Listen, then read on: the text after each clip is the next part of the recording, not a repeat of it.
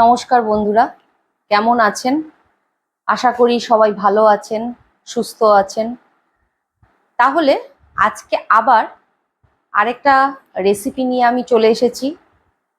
সেটা হচ্ছে আজকে চিংড়ি মাছ দিয়ে মোচার ঘন্ট করব। তাহলে দেখে নেওয়া যাক আজকে মোচার ঘন্টটা আমি কিভাবে করছি। আরেকটা কথা, মোচার ঘন্ট আমি আজকে চিংড়ি মাছ দিয়ে করে দেখাচ্ছি। আরেকদিন আমি নিরামিষ মোচার ঘন্টও আপনাদের করে দেখাবো। সেটা হচ্ছে ছোলা নারকোল দিয়ে। সেটা আবার আমি আরেকদিন আরেকটা রেসিপিতে আমি শেয়ার করব। তাহলে আজকে চলুন দেখি মোচার ঘন্টটা আমি কিভাবে করছি। তাহলে চলে এসেছি আবার রান্নাঘরে। তাহলে আজকে দেখে নেওয়া যাক আমি মোচাটা করার জন্য কি কি নিচ্ছি। প্রথমে নিয়ে নিয়েছি মোচাটা আমি কেটে আমি কিন্তু একটু নুন আর একটু হলুদ দিয়ে আমি সেদ্ধ করে নিয়েছি। এটা আমি সেদ্ধ করা মোচা।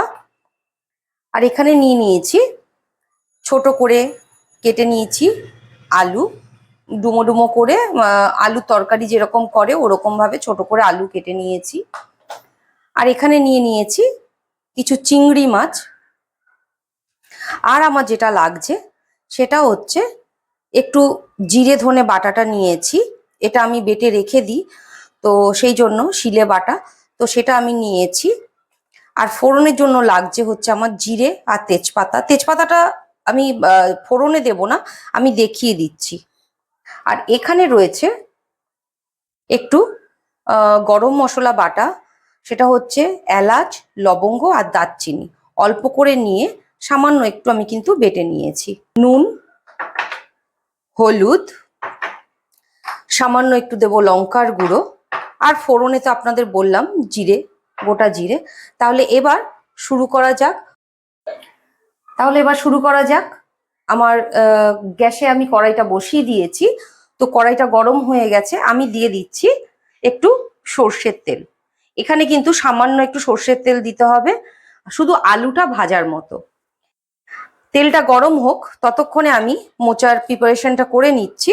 এখানে সেদ্ধ মোচাটা আপনাদের আগেই বললাম। এর মধ্যে এবারে আমি দিয়ে দেব সামান্য পরিমাণে, দেখুন এটা কিন্তু 1 চামচও না, সামান্য পরিমাণে একটু জিরে ধনে বাটা নিচ্ছি, একটু লঙ্কার গুঁড়ো,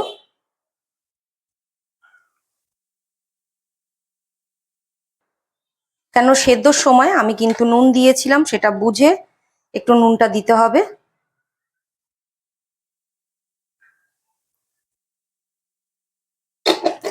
দেব হলুদ,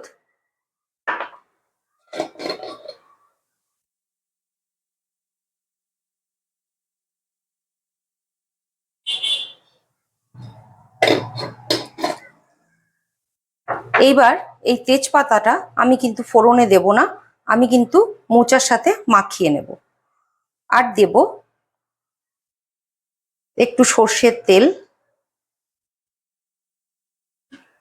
আর দেব একটু চিনি। এবার দিচ্ছি একটু চিনি। কড়াইটা গরম হয়ে গেছে, তেলটা এবার আমি তাতে দিয়ে দিচ্ছি একটু জিরে ফোড়ন, দিয়ে এবার আমি আলুগুলো ছেড়ে দেব।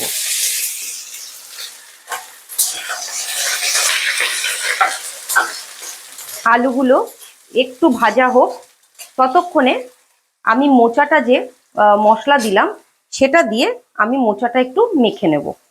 এবারে আলুটা ওখানে ভাজা হচ্ছে, এই ফাঁকে আমি কিন্তু যে মশলাগুলো দিলাম মোচার মধ্যে, এবার আমি মোচাটা এরকম ভাবে সুন্দর করে মেখে নেব।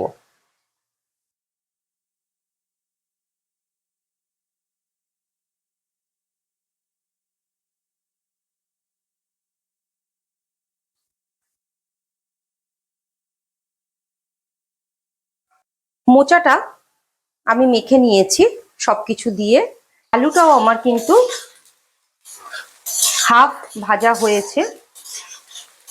আমি কিন্তু আলুর মধ্যে এক্সট্রা করে নুন হলুদ দিচ্ছি না। এইবারে আমি মাখা মোচাটা এর মধ্যে দিয়ে দেবো।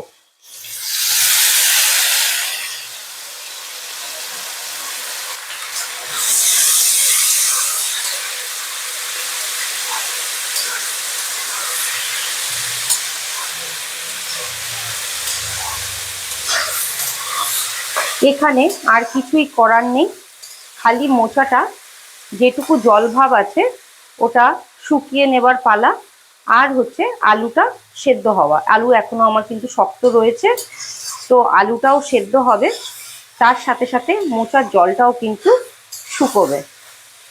আর এখানে আমি মোচাটা তো ছেড়ে দিয়েছি, কিন্তু আপনারা ভাবছেন চিংড়ি মাছটা আপনারা জানি না অনেকেই হয়তো ভেজে নেন, আমি ভাজছি না, কারণ চিংড়ি মাছ একেতেই হচ্ছে বেশি ভাজা যায় না, ভাজলে কিন্তু রাবারের মতো হয়ে যায়। তো আমি এখানে চিংড়ি মাছটা আমি ভাজছি না। মোচাটা যখন অর্ধেক কষানো হয়ে যাবে তারপরে আমি কাঁচা চিংড়ি মাছটাই দেব, দিয়ে নেড়ে মাছটাকে কিন্তু রান্না করব সেইভাবে মোচার সাথেই, তাহলে তার টেস্টটা দ্বিগুণ বেড়ে যাবে। তাহলে এটা আমি নেড়ে একটুখানি আলুটা সেদ্ধ হওয়া অবধি, চিংড়ি মাছ দেওয়ার আগে অবধি আমি একটু নেড়ে নিচ্ছি, তারপরে আপনাদের আবার আমি দেখাচ্ছি। রান্না করছি এদিকে, আপনাদের দেখাচ্ছি। আর এই দেখুন অত্যাচারের ডিম এসছে, গরমের মধ্যে শরবত খাবো না, কাছ থেকে এসে এখন এই যে পাগলামো শুরু করেছে শরবত নিয়ে। তাহলে এখানে মোচাটা কিন্তু আমার হাফ হয়েছে, এইবারে আমি চিংড়ি মাছটা এর মধ্যে দিয়ে দেবো।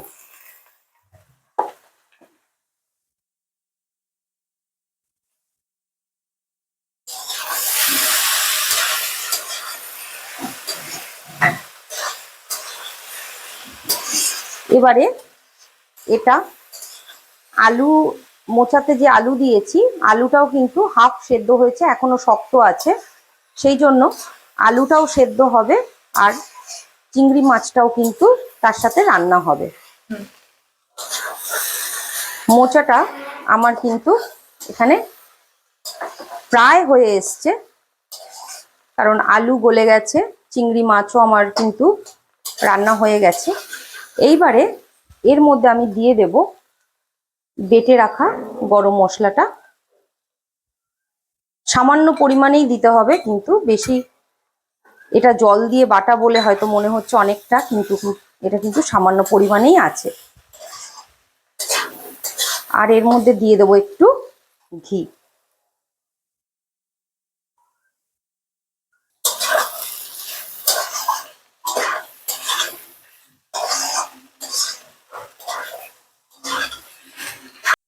এটা আপনাদের দেখালাম আমি।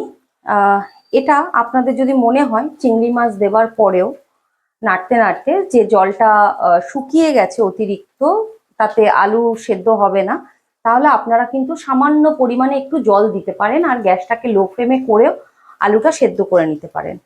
ঠিক আছে, আমার এখানে কিন্তু আলুটা সেদ্ধ হয়ে গেছে, যেহেতু চন্দ্রমুখী আলু, তো সেই জন্য আপনাদের আমি বলে দিলাম। তো এবারে আমার মোচাটা এবার একটুখানি ভাজা ভাজা করে একটু নামিয়ে নিলেই কিন্তু আমার মোচা কিন্তু একদম রেডি। মোচাটা কিন্তু ভাজা ভাজা হয়ে গেছে, আমার মোচা কিন্তু একদম রেডি। এবার আমি কিন্তু গ্যাসটা বন্ধ করে দিচ্ছি।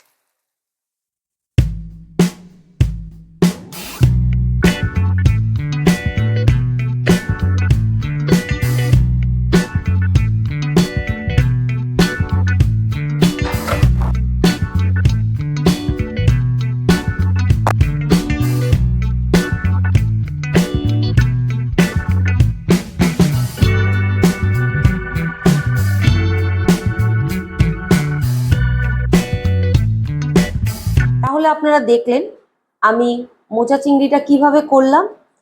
এইভাবে অবশ্যই করবেন, কারণ যেটা আপনাদের আমি রান্না করতে করতে বললাম, চিংড়ি মাছগুলো কিন্তু আগে ভেজে নেবেন না, তাহলে ওই চিংড়ি মাছ বেশি ভাজলে একটু রাবারের মতো হয়ে যায়। তো আমি যে পদ্ধতিতে করলাম সেই পদ্ধতিতে অবশ্যই একবার বাড়িতে ট্রাই করবেন, করে খেয়ে কমেন্টস করে আমাকে অবশ্যই জানাবেন যে কেমন লাগলো, কেমন হয়েছে। তাহলে আজকে এই পর্যন্তই। আর অবশ্যই যদি পছন্দ হয় তাহলে কিন্তু আপনার চেনাশোনা বন্ধু বান্ধবের সঙ্গে শেয়ার করবেন আর একটি লাইক অবশ্যই করবেন। নমস্কার।